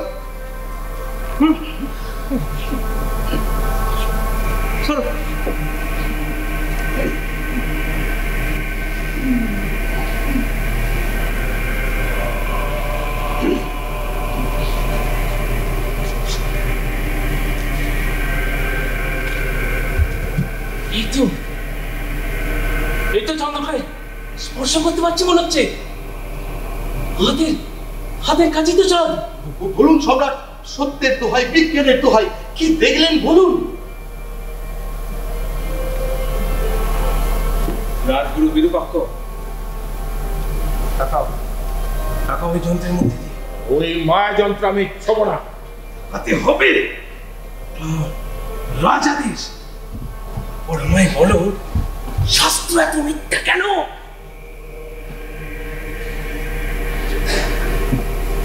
এই যন্ত্র ছুঁলে কোনো ক্ষতি হয় না, এর কোনো তেজ নেই তো।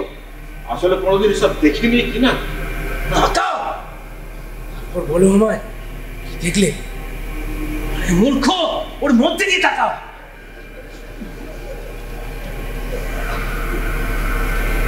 আমায় বলো, কি দেখতে পাচ্ছ ঋষি? স্বর্গ নেই, দেবতা নেই, শুধু বস্তু আর সুততা। মহারাজ, মহারাজ, ওই বৌদ্ধ শয়তান আমাদের স্বর্গ পর্যন্ত মুক্ত করে দিয়েছে। তাহলে শাস্ত্র মিথ্যা, পুরাণ মিথ্যা, ব্রাহ্মণত্ব মিথ্যা। বলো না, বলো না, বলো না, কেউ শুনতে পাবে। স্বর্গ নেই, নরক নেই, বেদ নেই, দেবতা নেই, এরকম ভয়ঙ্কর শূন্যতার মধ্যে কি নিয়ে বাঁচবো? বাঁচার জন্য মিথ্যার প্রয়োজন? ব্রাহ্মণ, তোমরা না আশ্চর্য বেদজ্ঞ? সত্যকে নিয়ে বাঁচা যায় না? বলুন, ওই গ্রন্থ পড়ে কি বুঝলেন বলুন। 125টি প্রমাণই অকাট্য। এর মধ্যে 30টি প্রমাণ আমি আবিষ্কার করেছিলাম 50 বছর পূর্বে। তাহলে বিজ্ঞানাচার্য বসুবন্ধুকে সর্বসমক্ষে ঘোষণা করবেন পৃথিবী গোলাকার? অসম্ভব। তোমার বস্তুবাদী দর্শন প্রচারিত হলে বেদ ব্রাহ্মণ ধর্ম ধসে যাবে, শূদ্র বিদ্রোহরা বিদ্রোহ করবে। আপনি না বৈজ্ঞানিক? রাষ্ট্রের সেবায় পৌরাণিক রূপকথা প্রচার করবেন, সত্যকে সচক্ষে দেখেও অস্বীকার করবেন? হ্যাঁ, করব। মিথ্যারও প্রয়োজন। লক্ষ লক্ষ দাস অনার্যদের জন্য মিথ্যারও প্রয়োজন। মানব বিদ্বেষী পশু ছাড়া কেউ বলতে পারে না বাঁচার জন্য মিথ্যার প্রয়োজন হয়। সম্রাট, সম্রাট, আপনি যা প্রমাণ চেয়েছিলেন সেই প্রমাণ আপনি পেয়েছেন? হ্যাঁ। তাহলে তাহলে আমার ইন্দ্রাণীকে এবারে ফিরিয়ে দিন সম্রাট। দেব দেব, আমায় 2 দিন সময় দিন। বিশ্বব্রহ্মাণ্ডে যে রূপ আপনি দেখালেন তাতে তো আমার মাথা ঘুরছে। আপনি যে সূর্য শিকারে উদ্যত হয়েছেন, 2 দিন সময় দিন। বেশ বেশ সম্রাট, আমরা তবে বিদায় নিচ্ছি। তবে তবে বিজ্ঞানের জয়যাত্রা আরম্ভ হয়েছে সম্রাট সমুদ্রগুপ্ত। আপনার মিথ্যার ব্যবসায়ীরা পারবে না সে অভিযানের গতিরোধ করতে। আপনার মিথ্যার ব্যবসায়ীরা পারবে না সে অভিযানের পথ আটকাতে।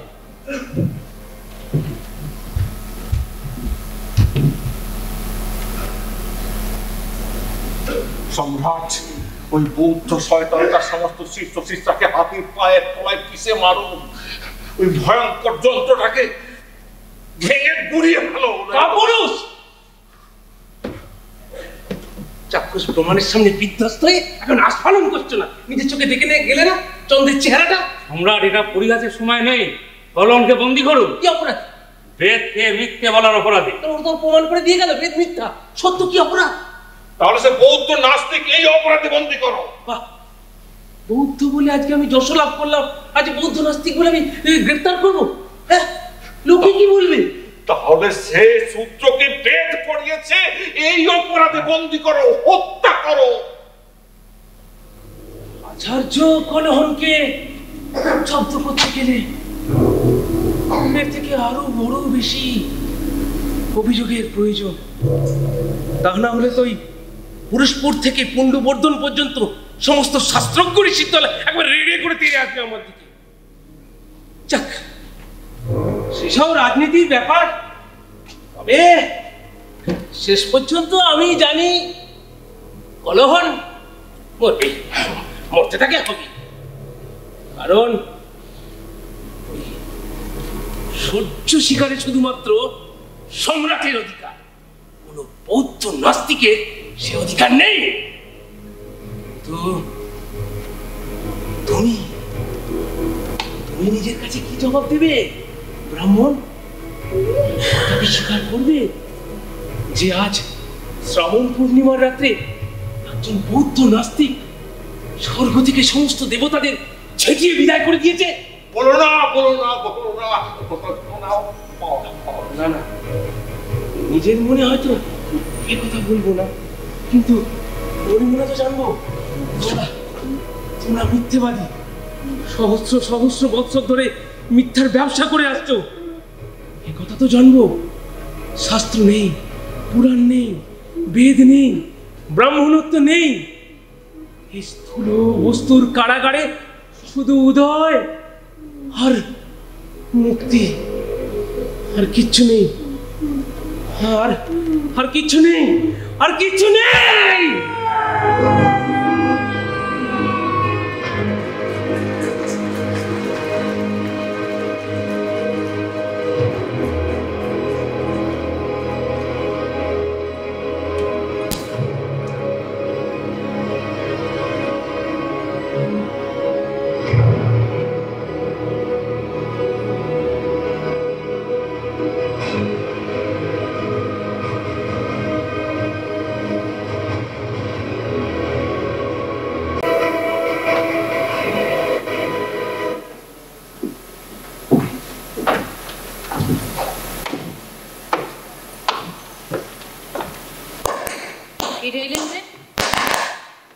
রাজকার্য ফেলে চলে এলেন কি আমি পালিয়েছি কিনা দেখতে?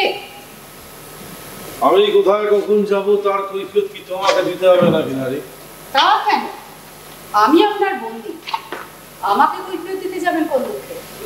তবে শুনেছিলাম এক রাত্রের বেশি কোনো নারীকে আপনি আপনার বিয়ে স্থান দেন না। তাহলে আমার ক্ষেত্রে ব্যতিক্রম কেন? ছেড়ে দিন, ঘরে যাই। তোমাকে ঘরে যেতে দিলে তুমি মরবে নারী, তোমাকে ওরা হত্যা করবে। আমি তোমাকে এখানে আটকে রেখেছি করুণা করে। আর সে করুণা নিতে যদি আমার অসহ্য মনে হয় তবু জোর করে করুণা করবে? হ্যাঁ, বাহু বলে নিজের জগৎটাকে গড়ি ভাঙি চিরদিন আমি। তোমার কাছে সামান্য কৃতজ্ঞতা বোধ পর্যন্ত নেই। আমি তোমার প্রাণ রক্ষা করেছি। আর শোনো, নারীকে আমি জীবনে কোনোদিন এত মর্যাদা দিইনি, দিতে পাবো বলে ভাবিও না। এই, তুমি আমাকে ভালোবাসো না কেন বলো তো? আপনার কি মনে হয় সেনাপতি বাহু বলে ভালোবাসা আদায় করা যায়? কেন যাবে না? দেহটাকে চূর্ণ করে ভিতর থেকে মনটাকে কেন আঁকড়ে বার করতে পারি না বলো তো? তুমি কেন আমার আঙুলের ফাঁক দিয়ে বারবার বেরিয়ে যাও? হ্যাঁ, তুমি আমাকে ভালোবাসো না কেন? সেনাপতি হয়গ্রীবের কি তাহলে অবশেষে ভালোবাসার প্রয়োজন পড়েছে? এই তো আমার দিন রাত্রির লজ্জা, আমার পরাজয়, একটা সামান্য রমণীর প্রেমকে এত প্রয়োজনীয় বলে মনে হচ্ছে আজ। এই শোনো, তোমার ভালোবাসা আমি চাই। সেনাপতি হয়গ্রীব, আপনি একজন নারী ধর্ষক পশু মাত্র। ভালোবাসা কাকে বলে আপনি জানেন না, তাই একজন বন্দিনীকে আদেশ করতে পারেন ভালোবাসা দিতে। আপনাকে দেখলে আমার করুণা। কি? তুমি সেনাপতি হয়গ্রীবকে করুণা করো? হ্যাঁ, করি। আপনি এত উদ্ধত দাম্ভিক যে জীবনে কখনো মাথা নোয়াননি, অথচ মাথা নোয়াতে না জানলে যে ভালোবাসা যায় না, ভালোবাসা পাওয়া। স্তব্ধ হও, নইলে তোমার গলা টিপে মেরে ফেলবো আমি। দেখছেন তো? আচ্ছা বলুন তো, আপনি এত রেগে যাচ্ছেন কেন? নারীকে এতদিন অবেগ অবজ্ঞা আর ঘৃণার পাত্রী ভেবে এসেছে, আর যাকে উপেক্ষা করা যায় তার কথায় তো কেউ এত ক্ষিপ্ত হয় না। এ তো আপনার পরাজয়। বেশ, আমি পরাজিত। অবনত মাটির সাথে উঁচু মাথা মিশিয়ে দিলাম, যেটা কোনোদিন আমি কারোর সামনে করিনি, আজ তোমার সামনে করি। ইন্দ্রাণী, আমি তোমার কাছে হাত জোর করে ভিক্ষা চাইছি। আমাকে ভালোবাসা দাও, আমাকে ভালোবাসতে দাও। আমার অহংকার গর্ব ভেঙে ফেলতে আমাকে সাহায্য করো। তুমি বা তোমার ভালোবাসা নিয়ে এত গর্ব করছো কেন? সেনাপতি হয়গ্রীবকে ভূতলে সাহিত্য দেখে তুমি অবাক হয়ে যাচ্ছ কেন? সেনাপতি হয়গ্রীব, আপনি সত্যি আপনার দম্ভ এভাবে মাটিতে ত্যাগ করলেন? আপনি সত্যি আমায় ভালোবাসেন? ভালোবাসা কি আমি জানি না, কিন্তু যদি অষ্টপ্রহর বুকের মধ্যে ছুরিকা ঘাটের মতো জ্বালার নাম ভালোবাসা হয়, তাহলে ভালোবাসি ইন্দ্রাণী। যদি মস্তিষ্কের মধ্যে সুতীব্র অগ্নিশিখার মতো দহনের নাম ভালোবাসা হয়, আমি তাহলে ভালোবাসি ইন্দ্রাণী। আজ আমার এই ভালোবাসা তোমার পায়ে নিবেদন করলাম। আর আমি আজ যা করলাম এটা যেন কোনো তৃতীয় ব্যক্তি জানতে না পারে। লোকে আমাকে উদ্ধত, দাম্ভিক, নারী বিদ্বেষী যোদ্ধা বলেই জানো। তবে সাত পর্যন্ত তৃপ্ত লাগে আজকাল। তুমি আমাকে ভালোবাসো না কেন বলো? এভাবে এভাবে মাথা নিচু করে আমায় আর অপরাধী করবেন না সেনাপতি। আমি এক সামান্য নারী, আপনার এই সুবিশাল প্রেমের প্রতিদান আমি দিতে পারছি না। অথচ আপনাকে আপনাকে অমর্যাদা করতে আমার মন চাইছে না। আমাকে আমাকে আপনি ক্ষমা করবেন। বাহ, এই তো তুমিই বললে মাথা নত করতে। এই তো তুমি সেনাপতি হয়গ্রীবকে ভূতলে শায়িত করে দিলে। এখন যাকে আমি তোমাকে মুক্তি দেব ইন্দ্রাণী। তোমাকে আমার গৃহে নিয়ে যাবে প্রহরী। তুমি এত মহৎ সেনাপতি, এত দিনে তোমার মধ্যেকার মানুষটা তার মায়া, মমতা, ভালোবাসা নিয়ে বেরিয়ে এসেছে প্রাচীর চূর্ণ করে। সেটা বোধহয় সম্ভব হয়েছে ইন্দ্রাণী তোমাকে ভালোবেসে জানো। না না, হ্যাঁ, এত এত সম্মান আমায় দিও না। আমি যে তোমায় ভালোবাসতে পারছি না। জানি জানি, কি যেন দাসটার নাম? গহিল। হ্যাঁ হ্যাঁ, গহিল। যাও, গহিলের কাছে যাও, সুখে থাকো। আর গহিলকে বলো, যেদিন আমি ওকে সামনে পাবো, ওর বুকের মধ্যে থেকে হৃৎপিণ্ডটাকে কেড়ে বার করে নেবো। সেনাপতি, সেনাপতি, সম্রাট স্বয়ং আপনার গিয়ে পদার্পণ করছে। হ্যাঁ হ্যাঁ, কি আশ্চর্য! আমার তো সৌভাগ্য কেন? সম্রাট, সম্রাট, সম্রাট, আসুন আসুন।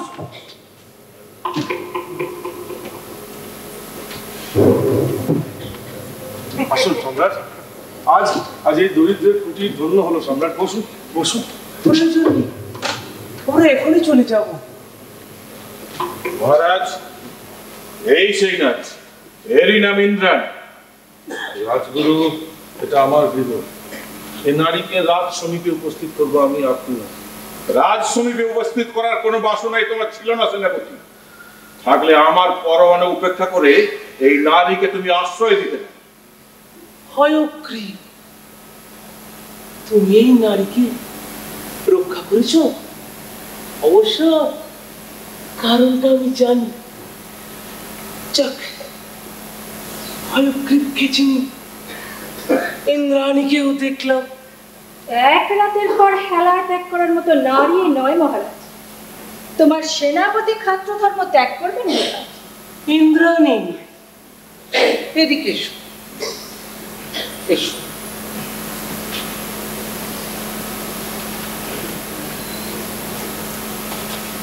তুমি শূদ্র কন্যা? হ্যাঁ। তাহলে শাস্ত্র পাঠ করলে কোন অধিকারে? শূদ্রের বেদের অধিকার স্বীকৃত মহারাজ। গণাদ, কপিল, গৌতম সকলেই এগুলো স্বীকার করে গেছেন।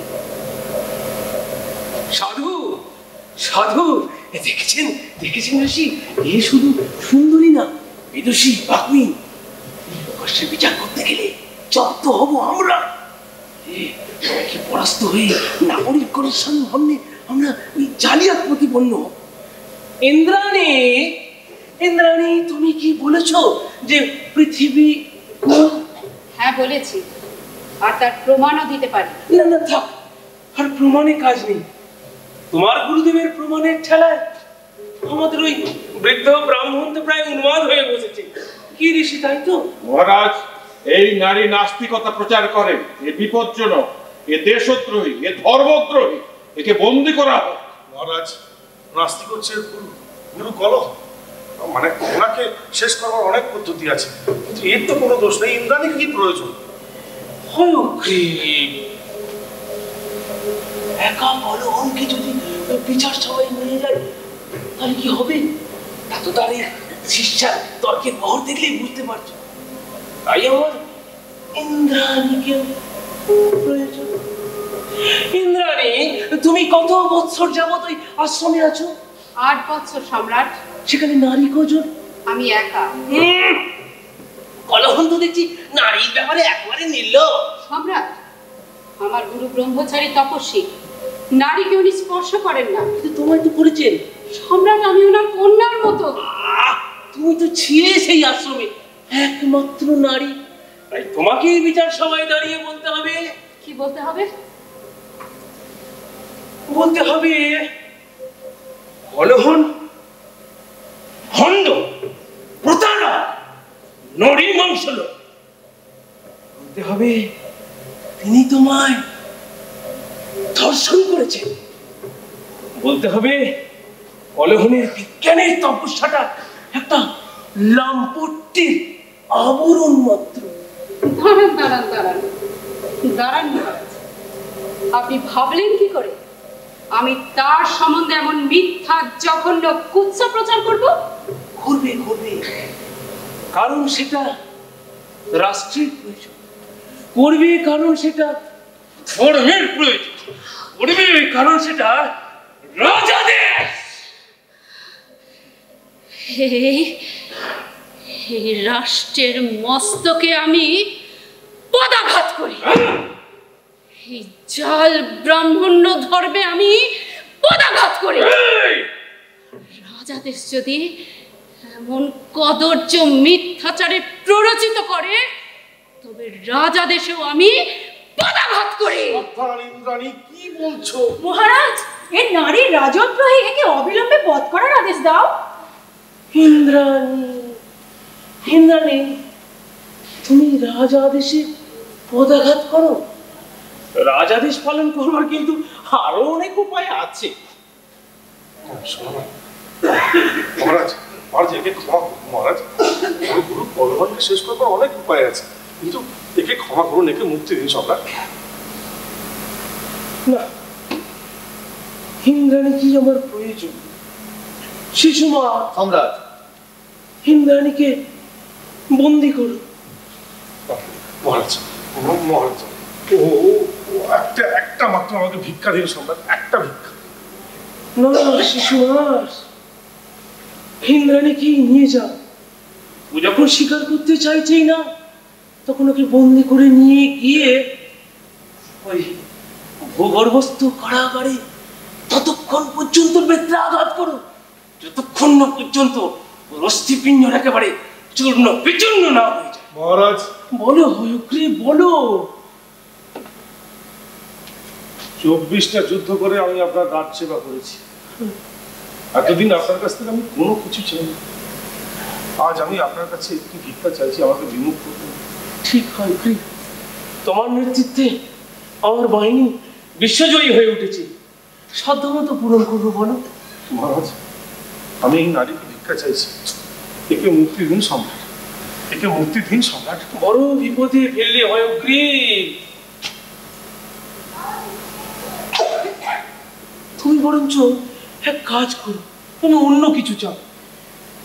কারণ রাজখণ্ড চাও, দিতে পারি, কিন্তু এই নারীর চরম বিদ্বেষের সঙ্গে সারাটা জীবন আমি কাটাতে পারবো না হয়গ্রীব। মহারাজ, আমাকে বিমুখ করবেন না। আপনার সেনাপতি হয়গ্রীব কিন্তু ধৈর্য ধরতে শিখবেন। আপনি যদি একে মুক্তি না দেন, আমি কিন্তু একে রক্ষা করতে পিছু পাবো না। কি বললেন? হ্যাঁ, সম্রাট সমুদ্রগুপ্তের রাজ্য বিধ্বস্ত করতে আমি বিধ্বস্ত করবো না। হয়গ্রীব, বড় বেশি দূর অগ্রসর হয়েছে হয়গ্রীব। আমার সামনে বিদ্রোহী দস্যু তরবারির ভয় দেখাচ্ছে। ওই মায়াবিনী নারী ওকে পাগল করেছে মহারাজ, তাকে সরিয়ে দাও, সেনাপতির চেতনা ফিরে আসবে। মহারাজ, আমার প্রবলতা আপনি ক্ষমা করুন মহারাজ। আমি শুধু একটি ভিক্ষা চাইছি মহারাজ, আপনি একে মুক্তি দিন। আর হয় না হয়গ্রীব, যে নারীর জন্য তুমি আমার বুকে কৃপানুদ্যত করতে পারো, তাকে ধরাধামে রাখাটাই যুক্তিযুক্ত কিনা সন্দেহ। শিশুমা, সম্রাট, ইন্দ্রাণীকে নিয়ে যাও।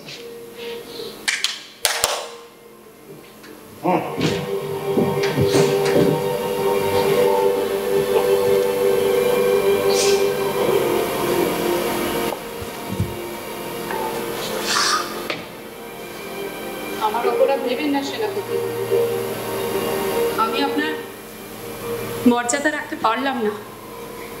আমাকে আপনি ক্ষমা করবেন, তবে এই দাসেদের অস্তিত্বে গড়া এই সাম্রাজ্যের ওই মিথ্যাচারী অধিপতির কোনো সাধ্য নেই উৎপীড়ন করে আমাকে দিয়ে আমার পিতা কলনের চরিত্র হনন করা।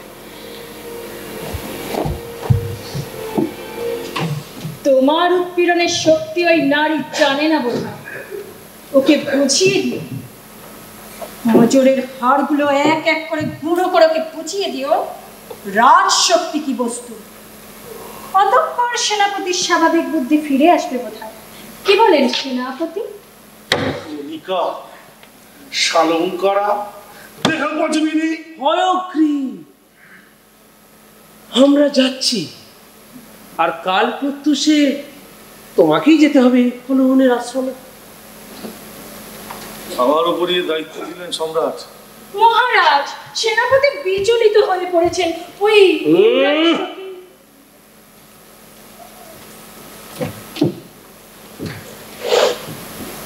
হয়গ্রীব, তোমাকেই যেতে হবে, কারণ এটা আমার রাজাদেশ। ইন্দ্রাণীর কথা ভাবতে ভাবতে আমি একটা কবিতা লিখেছি, অক্ষর পড়ে শোনো।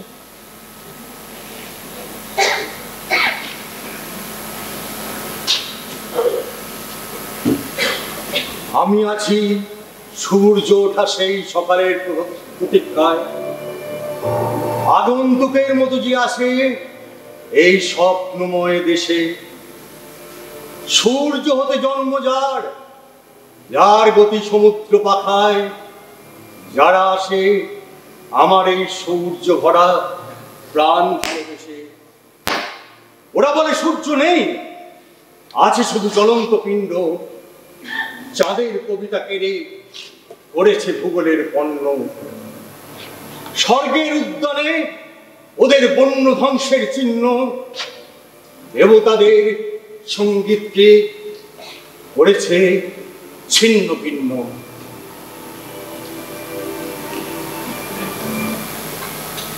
সত্যের নির্মম আলোকে আমার রাজ্য থেকে সমস্ত মায়া, সমস্ত সুন্দর মিথ্যেগুলিকে সরাতে চায়।